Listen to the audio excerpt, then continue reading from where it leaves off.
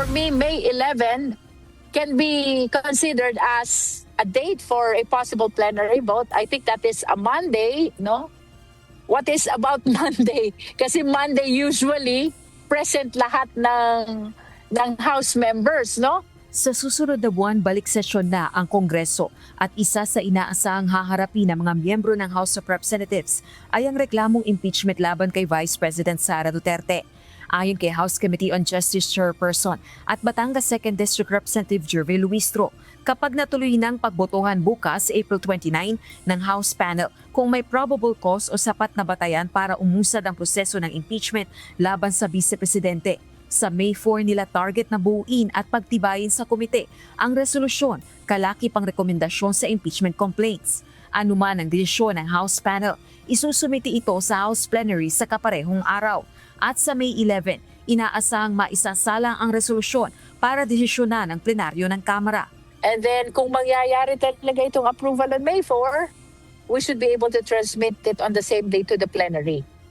And then we anticipate that the plenary will be sending copy of the documents to the respondent vice president, to the complainant, and all the members of the House.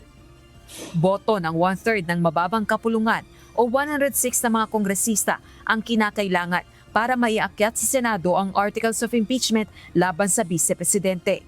Kumpiyansa ang ilang House Justice Panel members, mai-impeach sa Kamara si VP Duterte. Ang sabi ko ho kanina, hindi ho yan smoking gun. Nuclear bomb ho yun. Kasi 6.7 billion in total transactions, 4.4 billion in inflows, pumasok na pera sa mga bangko po ng mag-asawa, 1.5 billion na lumabas po sa bangko ng mag-asawa. Paano ho ipapaliwanag ng mga abogado?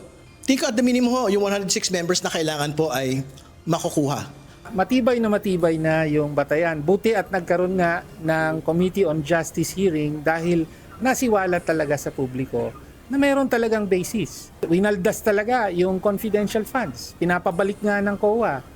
Tapos malinaw, na-confirm na yung mga undeclared bank accounts. No? Malinaw, wala yun sa salin. Nilulusot ngayon na nasa others daw, pero ang layo naman ng amount. So, bilyones versus 88 million. Diba? Mukhang may maleta rin ang Vice Presidente na kailangan niyang ipaliwanag. Wala ring nakikitang hadlang ang mga ito sa pag-usad ng impeachment, liban na kung may maglalabas ng Temporary Restraining Order o TRO ang Korte Suprema sa gitna ng mga petisyon at reklamong inihain ng kampo ng Vice Presidente laban sa impeachment proceeding ng Kamara. Samantala, patuloy namang nananawagan kay VP Duterte ang faith-based organizations na tugunan na ang mabibigat na aligasyon sa impeachment complaint.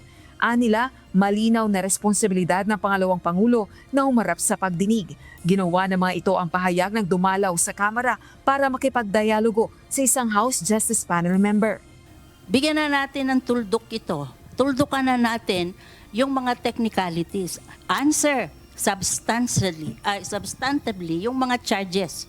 Iyon pong pinakahihintay po natin na sumipot ang atin pong pangalawang Pangulo upang magkaroon po ng enlightenment sa part po ng taong bayan at ng bansang Pilipinas.